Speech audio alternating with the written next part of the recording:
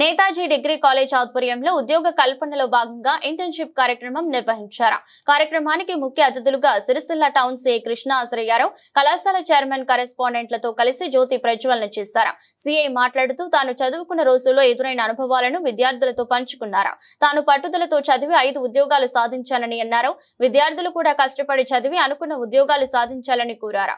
విద్యార్థులు సోషల్ మీడియాకు దూరంగా ఉండాలని సూచించారు. ముఖ్యంగా విద్యార్థినులు తమ వ్యక్తిగత సమాచారాన్ని సోషల్ మీడియాలో పెట్టవద్దని, తమ డీపీ ప్రొఫైల్ ఫోటోలను ప్రైవేట్ లో ఉంచుకోవాలని, గుర్తు తెలియని వ్యక్తులతో పరిచయాలు పెంచుకోవద్దని సూచించారు. అనంతరం గాట్నిక్స్ కంపెనీ ద్వారా సీఐ కృష్ణ మరియు కళాశాల చైర్మన్ జూపల్లి పృథ్వీధర్ రావు, కరెస్పాండెంట్ నాయని జగన్మోహన్ రావు, ప్రిన్సిపల్ రేసం శ్రీకాంత్ చేతుల మీదుగా 50 మందికి ఆఫర్ లెటర్స్ ని అందించారు. కార్యక్రమంలో కళాశాల అధ్యాపక బృందం మరియు విద్యార్థులు పాల్గొన్నారు.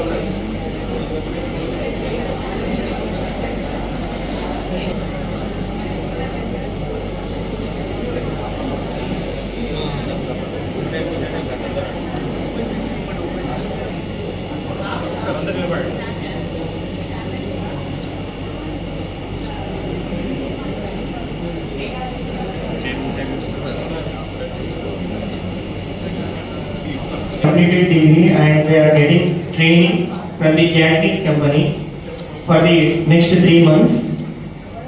So ఎవరైతే ఈ 3 months లో ఇంటర్న్షిప్ సక్సెస్ఫుల్లీ కంప్లీట్ చేసి వాళ్ళు అష్యూరెన్స్ ఇచ్చారు ఇంతకుముందే place.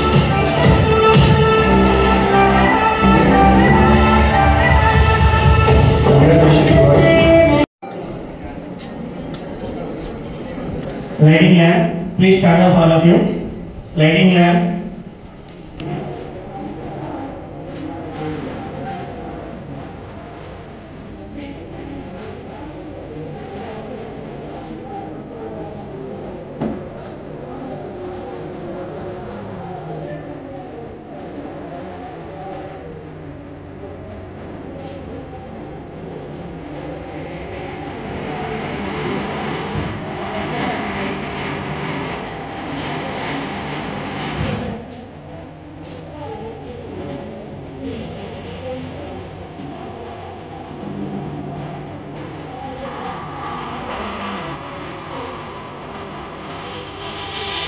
Just 75 days to degree first year నుంచి ఫైనల్ ఇయర్ వరకు ఉన్న బాటనీ జువాలజీ సబ్జెక్ట్స్ మొత్తం చదివితే అవుట్ ఆఫ్ 100 మార్క్స్ వచ్చింది నాకు. నేను ఆ సబ్జెక్ట్ కాదు, నాకు సంబంధం లేదు. నేను మైక్రోబయాలజీ చదువుకున్నాను, మైక్రోబయాలజీ కంప్యూటర్ అప్లికేషన్ చదువుకున్నాను. బాటనీ జువాలజీ సబ్జెక్ట్స్ ఒక గ్రాడ్యుయేట్ స్టూడెంట్ 3 సంవత్సరాలు చదువుకున్న సబ్జెక్ట్ని నేను జస్ట్ 75 డేస్ చదువుకొని 70% స్కోర్ చేయడం జరిగింది. నేను కంప్లీట్ తెలుగు మీడియంలో చదివినప్పటికీ మళ్ళీ డిగ్రీ కంప్యూటర్స్ వల్ల ఇంగ్లీష్ మీడియం కూడా చేయాల్సి వచ్చింది. ఇంగ్లీష్ మీడియం అయినప్పటికీ ఎక్కడ కూడా తక్కువ మార్కులు ఏంటంటే మంచి స్కోర్ చేసిన అదే ఇంట్రెస్ట్తో తర్వాత గోగుల్ యూనివర్సిటీలో ఎంఏ ఇంగ్లీష్ కంప్లీట్ చేశాను. ఎంఏ తర్వాత బిఎస్సీ బీఎడ్ చెప్పినట్టు టీచర్గా చేసిన ఇక్కడ అంటే జస్ట్ ఏది చెప్పడానికి నేను ఉద్దేశం ఏంటంటే నేను చదువుకున్న స్కూల్ బహుశా మీరంతా గవర్నమెంట్ స్కూల్లో చదివారు మేడం. గవర్నమెంట్ స్కూల్లో చదివిన ఉండొచ్చు, ప్రైవేట్ స్కూల్లో చదివిన ఉండొచ్చు. నేను చదివింది ప్రైవేట్ స్కూల్ అయినప్పటికీ గల్లీ స్కూల్ అంటాం కదా, అంతా గల్లీ school. I'm the first graduate from my school. నాకంటే 5 క్లాసులు ముందు పాస్ అవుట్ అయ్యారు, 10th క్లాస్ పాస్ అయ్యారు. స్ట్రైట్ ఫార్వర్డ్గా గ్రాడ్యుయేషన్ వరకు కంప్లీట్ చేసిన ఏకైక స్టూడెంట్ నేనే మా స్కూల్ నుంచి. నన్ను ఇన్స్పిరేషన్గా తీసుకొని తర్వాత బ్యాచిలర్లో పాస్ అయిన వాళ్ళు ఉన్నారు, కానీ కంటిన్యూ పాస్ అయిన వాళ్ళు ఒకటి లేకుండా. అంటే అప్పుడు మోటివేషన్ దానికి కారణం మా ఫ్యామిలీ మెంబర్స్ అయ్యవచ్చు, మా బ్రదర్ అయ్యవచ్చు, మా ఫాదర్ అయ్యవచ్చు, లేకపోతే నా చుట్టుపక్కల చిన్న చిన్న సక్సెస్గా అయ్యవచ్చు వాళ్ళ స్టోరీస్. అట్లాంటి వాళ్ళని ఇన్స్పిరేషన్గా తీసుకోవాలి. మనం కూడా ఎందుకు చేయొద్దు అనే ఉద్దేశంతో ఈరోజు ఈ స్థాయిలో మీ దగ్గరికి వచ్చి మేము నిలబడి మాట్లాడాలి స్థాయికి వచ్చినా నేను అనుకుంటున్నాను. లేకపోతే స్థాయి రాకపోవచ్చు, బట్ నా సెల్ఫ్ సాటిస్ఫాక్షన్ ఉంది. ఎందుకంటే ఇక్కడ దాకా రావడానికి చాలా మంది ఇబ్బంది పడతారు. ఈ స్థాయి కూడా పొందడానికి కూడా చాలా కష్టమైన రోజులు. మీరంతా కూడా రేపు సక్సెస్ అంటే ఏం లేదు, మీరు ఎక్కడ కూర్చున్నట్టే ఇక్కడ కూర్చొని మాట్లాడితే అది సక్సెస్. మీ లైఫ్లో జర్నీలో మీరు ప్రతి నిమిషాన్ని ఎంజాయ్ చేయడం అంటే మీ 3 years ఆఫ్ సబ్జెక్ట్స్ నేను అనుకుంటున్నాను 360 days 365 daysలో మీరు 300 days ఎంజాయ్ చేసిన అసలు. బట్ 65 days డెడికేటెడ్గా మీరు చదివితే సెల్ఫ్ ప్రాసెస్ కూడా ఉండొచ్చు, ఎక్కువ కూడా అవసరం లేదు. 360 రోజులు చదవమని ఎక్కువ చెప్పాలి అవసరం కూడా లేదు. ఎక్కువ నీ అంతటా నువ్వు ఒక 65 days అనుకోని చదివితే ఖచ్చితంగా ఫస్ట్ క్లాస్లో పాస్ అవుతాయి. పాస్ కావాలనే ఆలోచన మర్చిపోండి, ఎందుకంటే ఫస్ట్ క్లాస్ కావాలి ఎంత పాస్ అయితే అట్లా ఆలోచించండి. నేను పాస్ కావాలి, నేను మార్కులు తెచ్చుకోవాలి. నువ్వు ఎక్కడ అనుకుంటే అక్కడ నువ్వు జంప్ చేసేటప్పుడు ఒక లైన్లో 10 మీటర్ల దూరం ఇస్తే అక్కడికి వెళ్తావు. ఇంకొకటి నువ్వు టార్గెట్ 15 పెట్టుకుంటే 10 ఈజీగా క్రాస్ చేస్తావు, 12 13 పోతుంది. కాబట్టి మీ ఎక్కువ టార్గెట్ కూడా ఏం కూడా పెద్దదిగా ఉండాలి.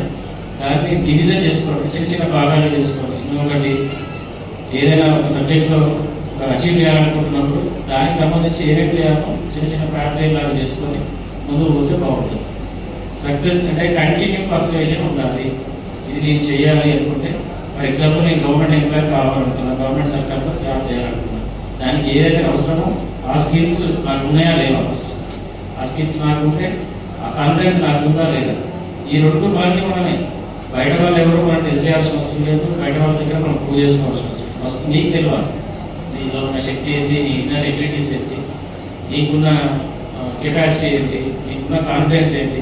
ఒక నోటిఫికేషన్ రిలీజ్ అయింది, నోటిఫికేషన్ రిలీజ్ అయితే అందులో ఒక 100 పోస్టులే ఉండొచ్చు. నేను 100 పోస్టులు ఉంటే నీకు ఎట్లా ప్రిపేర్ కావాలి ఎగ్జామ్కి, ఆ 100లో నాకు ఒక ఉద్యోగం ఉంది అది నాదే అన్నట్టు ప్రిపేర్ అయితే ఆటోమేటిక్గా నీకు ఉద్యోగం వస్తుంది. అంతేగాని ఈ రిజర్వేషన్ కేటగిరీలు ఎన్ని ఉన్నాయి, ఓసీ కేటగిరీలు ఎన్ని ఉన్నాయి, ఇవన్నీ డివైడ్ చేసి 25 ఉన్నాయి, ఇక ఈ ఉద్యోగానికి నాకే వస్తుంది, నేను ఇక్కడ చేస్తా అని చెప్పేసి ఆలోచిస్తే నువ్వు అక్కడే ఆగిపోతుంది. నీకు 100% ఛాన్స్ ఉంటుంది. నువ్వు చేసే ఎబిలిటీ అంటే నువ్వు చేసే ఎఫర్ట్స్ ఇంపార్టెంట్. అక్కడ ఎంత ఎఫర్ట్స్ చేస్తే అంత హ్యాపీగా నువ్వు ముందుకు పోతావు. చాలామంది మనకు ఒకరు చూసుకోరని చెప్పేసి లేకపోతే అట్లాంటి బిహేవియర్ పనిచేసుకుంటే ఎవరు చూసినా చూడకపోయినా మీ యొక్క బిహేవియర్ అనేది మీకు మీరే ఆన్సరబుల్. ఎవరికి ఆన్సరబుల్ కాదు. లైఫ్లో సక్సెస్ అయినా మీకు మీరే అకౌంటబుల్, ఫెయిల్యూర్ అయినా మీకు మీరే అకౌంటబుల్. మన తల్లిదండ్రులు చిన్న స్థాయిలో మనం చిన్న పనులు చేసుకుంటూ ఎంతో శ్రమ పోసి కాలేజీలో పంపిస్తున్నాము. ఇప్పుడు ఫీజు రియంబర్స్మెంట్ మీరంతా అదృష్టం అవుతుంది. మా అప్పుడు ఫీజు రియంబర్స్మెంట్ లేదు. ఆ ఫీజు కట్టాలంటే దాంట్లో ఉన్నటువంటి బాధలేంటి ఆ విషయాలు. నా ఎడ్యుకేషన్ డిగ్రీ అయిన వరకు కూడా ఫీజు రియంబర్స్మెంట్ రాలేదు. 2004లో అయిపోయింది. తర్వాత రాజశేఖర రెడ్డి గారు వచ్చిన తర్వాత ఫీజు రియంబర్స్మెంట్ వచ్చింది. ఆ తర్వాత చదువుకున్న వాళ్ళంతా కూడా ఫ్రీగా చదువుకుంటారు, డబ్బులు చదువుకుంటారు. అప్పుడు ఫీజు కట్టాలంటే చాలా శ్రమలు ఉంటే చాలా ఇబ్బంది పడేటోళ్ళు పిల్లలు కూడా అందరూ కూడా. మీకు అందరికీ అది లేదు కాబట్టి మీరందరూ కూడా మీ కెరియర్ గోల్స్ని ఫిక్సప్ చేసుకొని దానికి తగ్గట్టుగా మీ అచీవ్మెంట్స్ని చేసుకోండి. దాంట్లో భాగంగా మీకు ఇప్పుడు చైర్మన్ గారు చెప్పినట్టు కరిక్యులర్ యాక్టివిటీస్ కావచ్చు, కో కరిక్యులర్ యాక్టివిటీస్ కావచ్చు, ఎక్స్ట్రా కరిక్యులర్ యాక్టివిటీస్ కావచ్చు, స్పోర్ట్స్ కావచ్చు, ఏదైనా సరే 100% మీ జాయినెస్ కానీ లేకపోతే మీ హ్యాపీనెస్ కానీ ఎక్కడే ఫిల్ చేసుకోవాల్సిన అవసరం లేదు. చదువుకోవాలంటే ఇవన్నీ చదువుకోవాలి, సినిమాలు చూడొద్దు, లేకపోతే టీవీ చూడొద్దు, నథింగ్ డూయింగ్ అంటే అన్నీ చేయొచ్చు, అన్నీ చేసుకుంటూ కూడా చదవచ్చు, ఏం ప్రాబ్లం లేదు. నేను అందుకే చెప్తాను 300 days మీరు ఎట్లా ఉండాలంటే అక్కడ ఉండదు. కానీ లాస్ట్ 65 days ఎగ్జామ్స్ ఏదైతే ఉన్నాయో దాని మీద ప్రాపర్ కాన్సన్ట్రేషన్ చేయాలి. ఓకే, చేస్తారా? ఇప్పుడు మీరు చదివే కాలేజీకి ఏమైనా పేరు వస్తుందా ఏమా బాబు? ఫోన్ చేస్తున్నాను, ఫోన్లో సోషల్ మీడియాలో లేకపోతే టెక్నాలజీని నేను బ్లేమ్ చేయట్లేదు, దాన్ని చిన్న మాట్లాడదు ఇంకా మాట్లాడవచ్చు. సోషల్ మీడియా గురించి అంటే పోలీస్ ఆఫీసర్గా నేను చెప్పాల్సిన కొన్ని పాయింట్స్ ఏంటంటే సెక్యూరిటీ లాక్, అంటే మీ ప్రొఫైల్ లాక్ చేసి పెట్టుకోండి. తప్పేం లేదు సోషల్ మీడియా వాడడంలో కానీ, లేకపోతే కొత్త కొత్త విషయాలు తెలుస్తాయి మనకి. బట్ దాంట్లో లీనమైపోకుండా, దాంట్లో బలహీనమైపోకుండా లీనమైపోకుండా ఉంటుంది. దాన్ని ఎంత వాడాలో, ఎంతవరకు అవసరం శృతి పెంచకుండా వాడండి. మీరు అమ్మాయిలు ఎస్పెషల్లీ మీ ప్రొఫైల్ పిక్స్, మీ ఫ్యామిలీ ఫోటోస్, మీ ఇల్లు, మీ అన్నీ పెడతారు. వాడు వచ్చి ఇట్లా వేధిస్తున్నాడు అంటే వాడు ఎవడో సార్ తెలియదు, దాని ఎట్లా పడుతుందో తెలియదు అంటే మీ ఇన్ఫర్మేషన్ అంతా ఆన్లైన్లో పెట్టాం. ఇంకా నాకేం చేస్తాడు వాడు. సో మీ ప్రొఫైల్ లాంచ్ చేయండి. మీకు తెలిసిన వాళ్ళ నుంచి అంటే 100% మీకు తెలిసిన వాళ్ళ నుంచి రిక్వెస్ట్ ఫ్రెండ్ రిక్వెస్ట్ వస్తే మాత్రమే ఆ రిక్వెస్ట్ని యాక్సెప్ట్ చేయండి. ఎవరో తెలియని ఫ్రెండ్ మ్యూచువల్ ఫ్రెండ్ ఎక్కడెక్కడి నుంచి వచ్చిన ఫ్రెండ్స్ని యాక్సెప్ట్ చేయకండి. సమస్యలు కొట్టేసుకోకండి. సమస్యలు ఇన్వైట్ చేసేది ఎవరు? మనమే. మనమే సమస్యలు ఇన్వైట్ చేస్తాం, తర్వాత అందరూ కూరుకోబోతుంది. కాబట్టి సోషల్ మీడియాను వాడేటప్పుడు చాలా జాగ్రత్తగా ఫేస్బుక్ ఇప్పుడు వాట్సాప్లో స్టేటస్ పెడతారు. వాట్సాప్ స్టేటస్ బర్త్డేలు ఇంట్లో ప్రతి ఫంక్షన్ ఒకటి టెన్షన్గా పెట్టేస్తారు. ఫస్ట్ స్టేటస్ పెట్టేనే ఇంకా మిగిలిన వాళ్ళు అన్నట్టు రెడీ అయ్యాలి, ఫోటో తీయాలి, దాంట్లో స్టేటస్ పెట్టాలి, దాన్ని బట్టి యాడ్ చేయాలి. ఇలా బర్త్డే లేకపోతే యానివర్సరీ ఏది ఉంటుంది ఇంట్లో ఫంక్షన్ ఏది ఉంటారంటే దాన్ని అప్డేట్ చేస్తారు. అవన్నీ సీరియస్గా మనం ఫాలో అయ్యేటప్పుడు ఓటేట్ చేసినట్టే మనం ఫిజికల్గా ఒక మనిషి ఫాలో కావాలి, మన గురించి తెలుసుకోవాలంటే మన గురించి వెరిఫై చేయాలంటే ఒక మనిషి మనం ఎంత ఉంటేనే పాసిబుల్ అయ్యింది. ఇప్పుడు అట్లా అవసరం లేదు. ఆన్లైన్లో అందరూ కూడా మనం వాచ్ చేస్తున్నాం, మనం ఏం చేస్తున్నాం, మనం ఈరోజు ఏం తిన్నాం, ఈరోజు ఎక్కడ ఉన్నాం, టెంపుల్ పోయినామా లేకపోతే బజార్ పోయినామా, షాపింగ్ పోయినామా, ఏం కొనుక్కున్నాం, ప్రతిదీ అప్లోడ్. కొంతమంది ఫేస్బుక్, కొంతమంది ఇన్స్టాగ్రామ్, కొంతమంది వాట్సాప్, స్నాప్, కొంతమంది అట్లాంటి చెప్పడం లేదు. ఆ పర్పస్ లేదు. ఓకే, ఇలాంటి invisible apps, snaps extreme stage. అది మీకు వాటికి మీరు వెళ్ళదు. అక్కడ దాకా పోయారంటే మీ జీవితం సగం నాశనం అయిపోయిందంటే, జీవితం సగం అయిపోయిందంటే మళ్ళీ ఎక్కడ ఉన్నారో అక్కడ ఉంటారు. కాబట్టి అదంతా అవసరం లేదు. ఇంకా మీరందరూ కూడా చాలా జీవితంలో గొప్ప వాళ్ళు అయినా కాము అని పక్కన పెడితే క్లాస్లో ఒక 50 మంది స్టూడెంట్స్ ఉంటే 50 మంది అయితే ఫస్ట్ ర్యాంక్ కాలేదు. కానీ ఒక 50 మంది ఉంటే 50 మంది మాత్రం గుడ్ సిటీజన్స్ మాత్రం కాగలుగుతారు నా ఉద్దేశం. కాబట్టి అట్లీస్ట్ అంటే చిన్న బీహార్లో ఒక స్టోరీ ఏంటంటే ఒక హిల్ లాక్ లొకేషన్లో ఆయన హౌస్ ఉంటుంది. దానికి ఆనుకొని ఎట్ సైడ్ ఒక 10 కిలోమీటర్స్ 15 కిలోమీటర్స్ దూరంలో ఒక టౌన్ ఉంటుంది. టౌన్ దగ్గరని ఆ గుట్టల నుంచి చుట్టూ తిరిగిపోతే ఒక 60 కిలోమీటర్స్ వాళ్ళ విలేజ్. డైరెక్ట్ రూట్ ఎక్కడ లేదు ఆ విలేజ్. దాంతో ఏ మెడికల్ ఫెసిలిటీస్ లేకుండా అక్కడి నుంచి మనిషిని పోవాలన్నా రావాలన్నా మినిమం ఒక 3 to 4 hours ట్రావెల్ చేసి గుట్టలు వేసేది మెడికల్ ఫెసిలిటీస్ కావచ్చు, ఏమైనా ఎమర్జెన్సీ అటెండ్ చేయాల్సిన పరిస్థితి ఉంది. ఆయన కూడా ఆయన లైఫ్లో ఒక ఎక్స్పీరియన్స్ ఏంటంటే వాళ్ళ వైఫ్ కూడా సీరియస్గా ఇల్నెస్ వచ్చినప్పుడు ఆమె హాస్పిటల్ తీసుకునేటప్పుడు ఆమె చనిపోతుంది. చనిపోతే ఆ విషయంపై చాలా డౌన్ఫాల్ అవుతాడు, చాలా అంటే కింది పడిపోతాడు, మానసికంగా కుంగిపోతాడు. బట్ దాంట్లో నుంచి కూడా ఒక ఆలోచన ఏంటంటే ఇది ఎందుకు జరిగింది, ఇక్కడ ఏంటి ప్రాబ్లం ఏంటి, మనుషులు ఎందుకు చనిపోతున్నాడు ఆలోచనతో సోషల్ కాస్తోని ఆయన అక్కడి నుంచి ఏం చేస్తాడంటే ఆయన దగ్గర ఏం మిషనరీ లేదు, డబ్బు లేదు, ఏం లేదు. ఆయన దగ్గర ఒక చిన్న సుత్తి ఊరి తీసుకొని బయలుదేరాడు. ఊరి నుంచి బయలుదేరి ఆ ఊరు నుంచి టౌన్ కలిపేటట్టు ఒక కొండను కొలవాలి, ఒక బాట కొండను కొలవాలి. ఆ వచ్చే పని స్టార్ట్ చేస్తే అందరూ స్టార్టింగ్ వీడియో పిచ్చోడు దీంట్లో ఏమవుతుంది ఒక్కడ ఏం కాల్సినట్టే 22 సంవత్సరాలు కంటిన్యూగా కష్టపడి ఆ గుంటని వచ్చి ఒక 110 మీటర్ల రోడ్ వేస్తాడు. ఒక 110 మీటర్ల రోడ్ వేయడం వల్ల ఆ ఊరికి 50 కిలోమీటర్స్ డిస్టెన్స్ తగ్గుతుంది టౌన్కి. ఇప్పుడు స్టిల్ ఆ విలేజ్లో అదే రోడ్డు అక్కడి నుంచే ఏమైనా ఎమర్జెన్సీ ఉంటే పాస్ అవ్వడానికి వాడుతున్నారు. అంటే ఒక మనిషి అనుకుంటే అంత సాధించినప్పుడు మీరు కూడా చేయగలుగుతారని నేను అనుకుంటున్నాను. మన లోపల ఉన్న ఎబిలిటీస్, మన లోపల ఉన్నటువంటి వాటిని ఫస్ట్ మనం నమ్మాలి. ఆయన నమ్మింది కాబట్టి అది సాధ్యమైంది. మనల్ని మనం నమ్మకపోతే సాధ్యమా అయితేదా? కాబట్టి నెవర్ గివ్ అప్. ఎప్పుడు కూడా వదిలేదు విషయాన్ని. ఖచ్చితంగా మీరు అనుకున్నది ఫస్ట్ మీరు నమ్మాలి. మీరు నమ్మితే మిమ్మల్ని చూసి 10 మంది నమ్ముతారు, వీడు సాధిస్తాడు, వీడు చేస్తాడు అని చెప్పేసి ఖచ్చితంగా నమ్ముతారు. ఎక్కడ సినిమా డైలాగ్ ఉంటే ఐఏఎస్ ఐపీఎస్ కానీ కాకుండా మీకు వచ్చింది ఏదైనా సరే. ఇక్కడ మీరు చాలా మంది చేస్తుంటారు, ఒక స్టోర్ కొనవాడాలంటే 100 ఉలి దెబ్బలు కొడతారు. కానీ 101 దెబ్బకి అది ఉలి రాయి వదులుతుంది. అది మరి ఆ 101 దెబ్బ ఖుషియా లేకపోతే ఆ 100 దెబ్బలకు అందులో ఉంటారు చెప్పండి. 100 షార్ట్స్ కి సంబంధించినటువంటి కోర్స్ కూడా అందులో ఇంక్లూడ్ అయ్యింది. ఆ 101 షార్ట్ కి 100 షార్ట్స్ కలిపితేనే ఆ స్టోన్ బ్రేక్ అయ్యింది. అంతేగాని చూసినోడికి ఏమనిపిస్తుంది, ఆ 101 ఫస్ట్ దెబ్బ కొడితే ఒక్క దెబ్బకే బాగుపడేది రాడు. కానీ వాడు ఎంత కష్టపడ్డాడు, సక్సెస్ అయినవాడు ఎంత కష్టపడ్డాడు, వాడి వెనక ఏముంది అనేది ఎవ్వరు చూడరు. ఓకే, సక్సెస్ అయినోడికి లోపల వాడు ఎంత స్ట్రగుల్ అయ్యింది అనేది ఎవరు చూడరు. ఇంకొకటి మామూలు చెప్తే ఎవరు వినడు, సక్సెస్ అయినోడు చెప్తేనే వినడు. అవునా? ఏదైనా సాధించినోడు వచ్చి చెప్తేనే వాడు గొప్ప సాధించింది కాబట్టి వాడు ఏదో చేసింది కాబట్టి మనం వినాలి అని ఒక తాపత్రయం ఉంటుంది. దీనికి ఇందాక మీరు అన్ని సిటిజన్షిప్ కావాలని చెప్పేసి సిగ్మండ్ ఫ్రాయిడ్ ఐడియా ఉందా? సిగ్మండ్ ఫ్రాయిడ్ తెలుసా? సైకాలజీ కొనండి. మీరందరూ కూడా మీ కాలేజీకి, నేతాజీ కాలేజీకి, అట్లాగే మీ తల్లిదండ్రులకు మంచి పేరు చెప్పారని నేను కోరుకుంటున్నాను. మీ కాలేజీకి నేతాజీ అంటే యూనిఫామ్ సర్వీస్ నేతాజీ కూడా, అందుకే నేను పిలిస్తే ఆ సాధన లేకుండా వచ్చిన. Thank you. కృష్ణ అంటే నేను నల్గొండ డిస్ట్రిక్ట్, నేను 2009 బ్యాచ్ సబ్ ఇన్స్పెక్టర్గా సెలెక్ట్ అయ్యి తర్వాత 2020లో ఇన్స్పెక్టర్గా ప్రమోట్ అయ్యి ప్రజెంట్ మీ సిరిసిల్ల టౌన్లో అంతా సిరిసిల్ల వాళ్ళే ఉన్నారా? బయట నుంచి ఊళ్ళ నుంచి వచ్చే వాళ్ళు ఉన్నారా? ప్రజెంట్ మీకు 1 year నుంచి ఇక్కడ నేను ఇన్స్పెక్టర్గా పనిచేస్తున్నాను.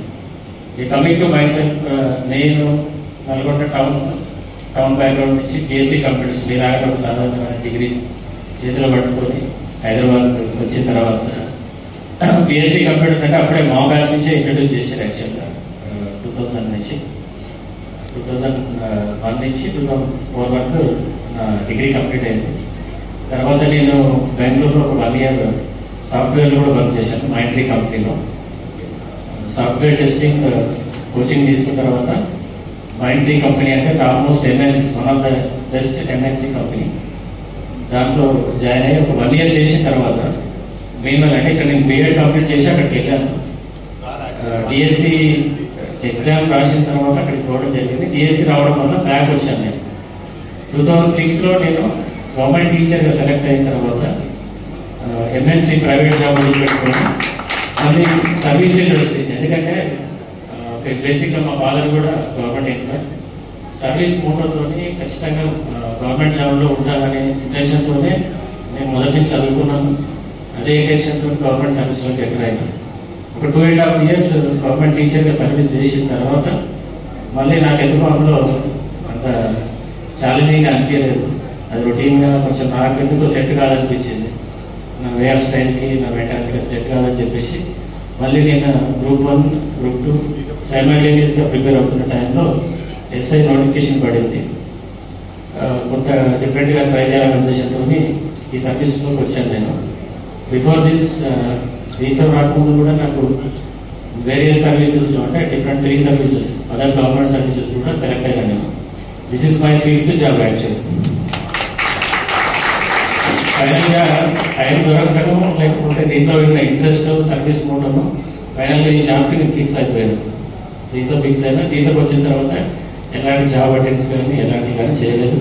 అట్మోస్ట్ సాటిస్ఫాక్షన్తో నిరంతరం పబ్లిక్తో కలిసి ఉండే జాబ్ కాబట్టి నాకు ఎక్కడ బోర్ అనిపించలేదు. ఎవ్రీడే ఒక డిఫరెంట్ ఛాలెంజెస్తో జాబ్ ఉంటుంది కాబట్టి చాలా మంచిగా అనిపించింది. నేను ఎందులోనే ఫిక్స్ అప్ అయిపోయి ఉన్నాను. డిగ్రీ చదువుకునే రోజుల్లో వాస్తవానికి నేను కూడా మీలాగా బ్యాంక్ బేస్ స్టూడెంట్నే. నేను డిగ్రీ ఫైనల్ ఇయర్ చదివేటప్పుడు అందరూ అనుకున్నారు వీళ్ళు దేనికి పనికి కూడా పోతారు ఖచ్చితంగా. ఎందుకంటే ఎంతో కూర్చోవడం, లెక్చరర్స్ మీద కామెంట్ చేయడం, కాలేజీకి ఒక రోజు వస్తే 4-5 రోజులు ఎక్కువ తిరగడం అట్లా చేసేదాన్ని. ఎప్పుడైతే సీరియస్గా ఫైనల్ ఇయర్కి వచ్చిన తర్వాత ఒక సర్టెన్ స్టేజ్లో ప్రతి ఒక్కరికి ఒక మార్పు వచ్చే టైం వస్తుందని చెప్తారు. బహుశా నాకు డిగ్రీ ఫైనల్ ఇయర్లో వచ్చిందని నేను అనుకుంటాను. డిగ్రీ ఫైనల్ ఇయర్లో లాస్ట్ ఎగ్జామ్స్ ఉన్నాయి. ఒక 30 days బిఫోర్, 30 days ముందు సెల్ఫ్ రియలైజేషన్ అంటుంది. అది ఏ రకంగా కలిగింది, ఎట్లా మోటివేట్ అయిందంటే మనంతా ఎగ్జాంపుల్స్ ఎక్కడో బయట మోటివేట్ చేసే ప్రాసెస్ గొప్ప వాళ్ళు అయ్యాల్సిన అవసరం లేదు. మన కుటుంబ సభ్యులు అయ్యవచ్చు, మన చుట్టుపక్కల వాళ్ళు అయ్యవచ్చు. మన అబ్జర్వేషన్ అంటే మనం గమనించాలి. నిజంగా వాళ్ళు ఎంత మోటివేట్, వాళ్ళు ఎంత డెడికేటెడ్ వాళ్ళు పైకి వచ్చింటారు. అట్లా నా చుట్టుపక్కల కొంతమందిని అబ్జర్వ్ చేసినప్పుడు వాళ్ళు చేసిన డెడికేషన్, వాళ్ళ లైఫ్లో చేసిన పోరాటం అంటే చివరి ఛాన్స్ కోసం వాళ్ళు పోరాడి గెలిచిన సందర్భాలు చూసినాయి. అక్కడ దాకా మనం ఎందుకు పోవాలి, మొదటి ఛాన్స్ని మనం ఎందుకు తీసుకోవాలనే ఉద్దేశంతో డిగ్రీ ఎట్ ఏ టైం నాకు బ్యాక్లాగ్స్ ఉంటే 6 subjects ఫైనల్ ఇయర్ సబ్జెక్ట్స్ ఉన్నాయి. 8 subjects కలిపి నేను ఫైనల్ ఇయర్లో విత్ 68% పాస్ అయ్యాను. అప్పుడు నాకు 60% లేదు, 50%, 55% ఉండే. Only 30 days of preparation I got 68%. Distinction దగ్గరలో ఉండే. తర్వాత BSc కంప్యూటర్స్ చదవడం వల్ల నాకు బిఎడ్ ఎంట్రన్స్ రాయడానికి చాలా ఇబ్బందికరమైన విషయం ఏంటంటే బాటనీ జువాలజీ సబ్జెక్ట్స్ ఉండాలి డిగ్రీలో.